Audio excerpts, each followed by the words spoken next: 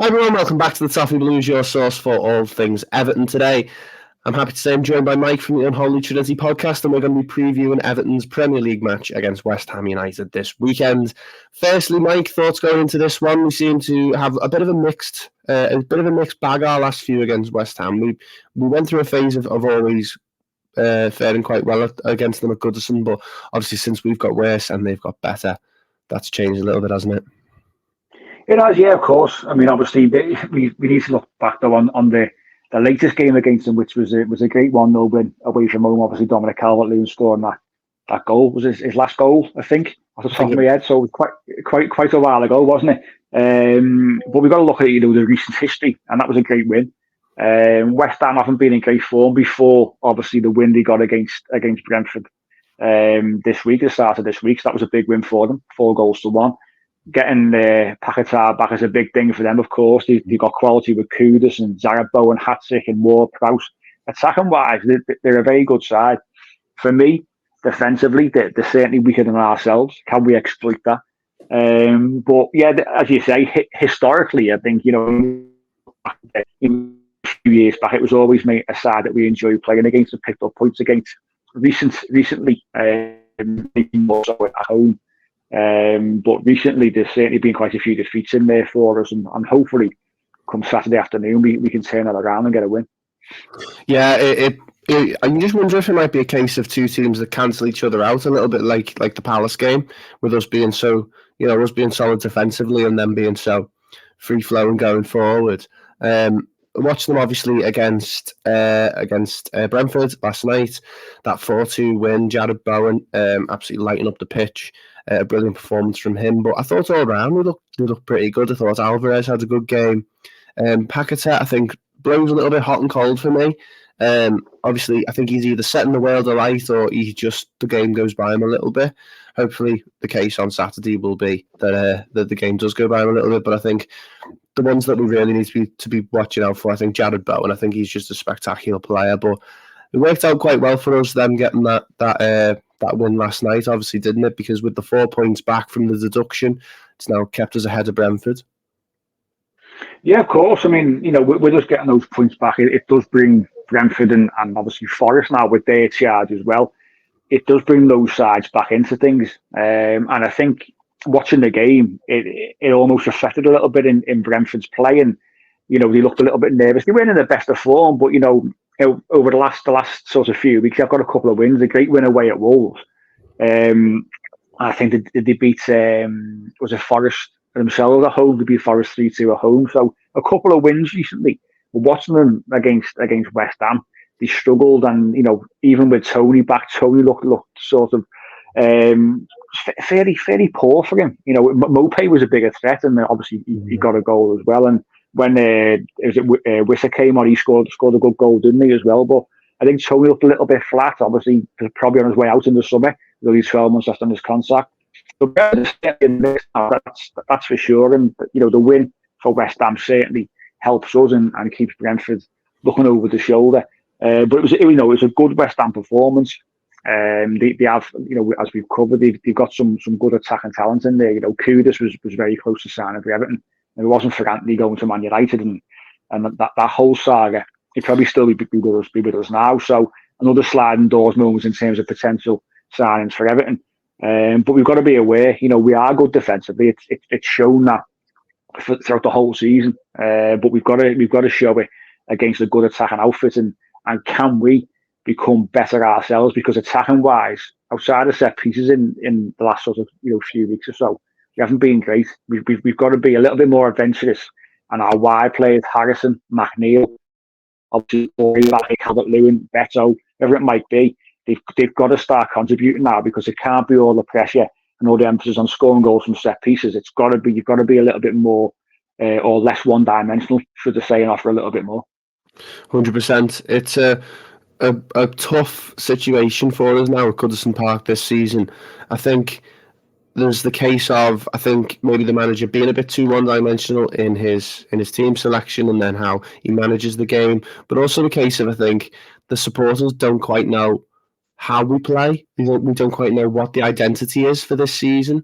At the beginning of the season, it was pretty obvious that it was, 4-4-2 with Decore playing just off that striker in that role and popping up with goals, and but I think as tired legs have become a real problem for us, and injuries and congestion of fixtures, it's definitely changed the sort of outlook that the supporters have got, because with McNeil and Harrison not always been 100% fit, Amadou Onana not always been 100% fit, changing at fullback.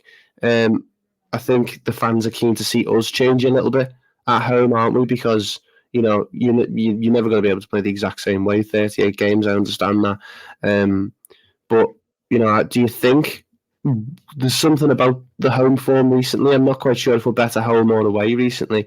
What do you think needs to improve about it? To be honest with you, I think from a fan perspective, I'm there myself as a season ticket holder, and obviously yourself as a fan, you'll know how much of a struggle it's been for us. It's been with so much uncertainty around the club. It's still there now. Obviously, we've only sort of got over. There's a lot of stuff going on. I think as a fan base, we've been through the ringer for the last 2.5 years. So I think that it does impact. And the Palace game on that Monday night, it was flat as anything in terms of atmosphere. It was nervy as well. And every if someone makes a mistake, the crowd are on the back. And listen, I get it, because we're all there, we're all experiencing it, and it's tough and it's hard for us. When the last time I went to Goodison Park and relaxed, I was starting to really enjoy things. When we beat Chelsea and Newcastle, and you thought this is all right. And we were on a good run of form, and you thought, this is the Everton I want to see. Blood and thunder, great at the back, but also we got something the bit between our teeth going forward as well, and we got a bit of quality, and we were scoring some good goals, and I think that's dropped off because of the situation off the field. I think that's really impacted us as fans. The way the side's set up, as we said earlier on, the manager, I've said it all the week, in time, and he takes a lot on his shoulders. He's like a sponge; he absorbs everything and sort of holds the pressure for the players. But it will, it does tell. I just hope that maybe these 4 points back is a little bit of a pressure reliever for everybody.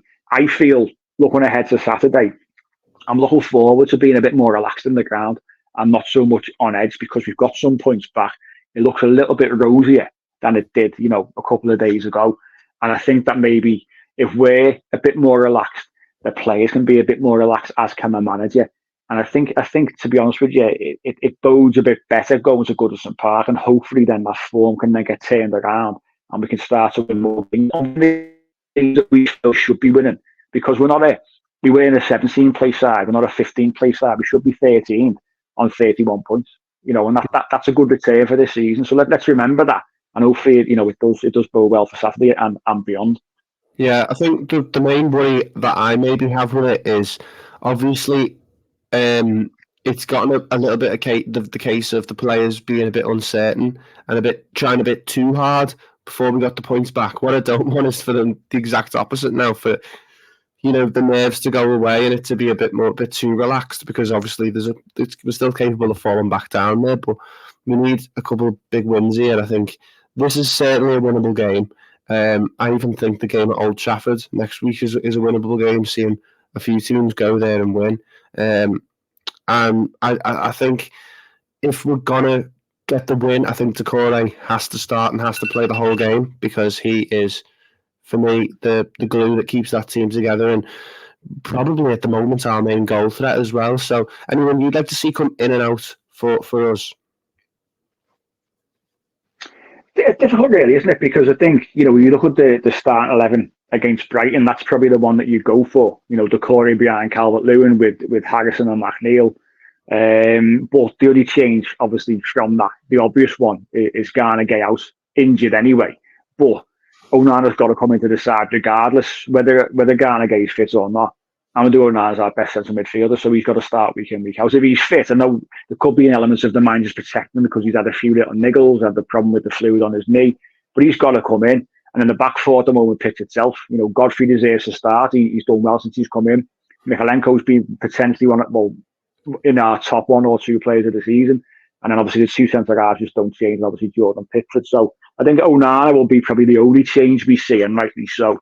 But the players who are coming on, the likes of Beto being the prime example, when they're coming on, you've got to take your chance now, because if Calvert-Lewin's not firing and Beto comes on and scores a goal, then you start the week after, and that's the thing the players have got to see now. We can relax a little bit in terms of there's a bit of pressure off, but there's places to be had, as Ben Godfrey's shown since he's come in.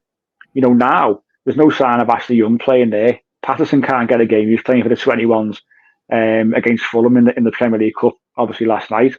Seamus Coleman is coming back, obviously, from illness and injury. But again, if you get your chance, take your chance. And there's got to be a bit of pressure on those players who think that, week in, week out, they will be starting. But Onana's got to come in. Onana's massively important. He's our best midfielder. He moves the ball quicker than anyone else.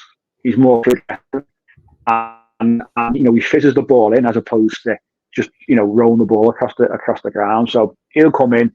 Important as he does, because as I said, Paquetá, Alvarez, two important players for West Ham, and he's the one who's going to have to try and marshal them. Yeah, I think it'd be helpful if someone told Beto that just score one goal and you've solidified that place, because it doesn't seem that we can buy a goal from our strikers at the minute. Before we leave, can I trouble you for the score prediction, Mike? You can. I'm going to say Everton 2, West Ham 1. So it'll be a tight game. I do think they'll score. But I do think that we've certainly got a win in us. We were close against Brighton. We've looked, without looking spectacular, we've looked solid, which is important. And I think we do make it difficult for David Moyes when he comes back to Goodison Park. So I'm going to say a 2-1 Everton win.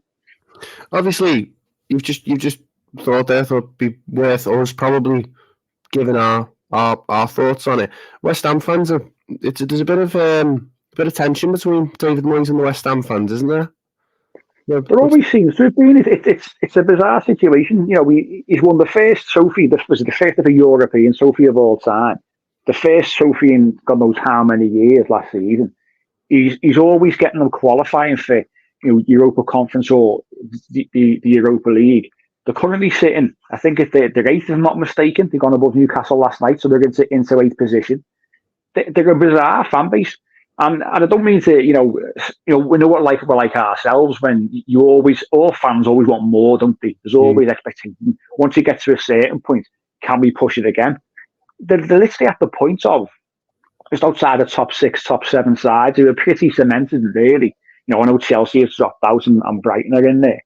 But West Ham, bar now, allowing Moyes to build again and then make some real top signings. They're there or thereabouts, and they're a good side.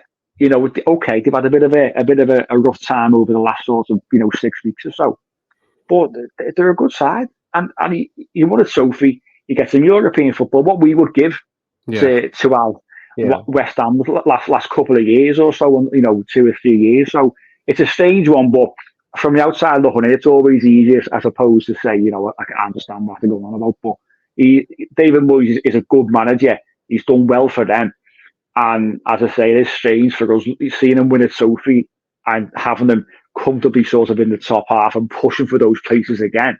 And still in European competition this season also, that they want him gone. It's a strange one, but there's no love lost, it seems, between West Ham fans and David Moyes. Yeah, we'll leave it there. Make sure you follow Mike. Make sure you follow the Unholy Trinity Podcast on Twitter and listen to them on Spotify and Apple Podcasts and all them good places. Subscribe and like and subscribe to the Toffee Blues. Make sure you leave a comment. Give us your score predictions for the game on Saturday.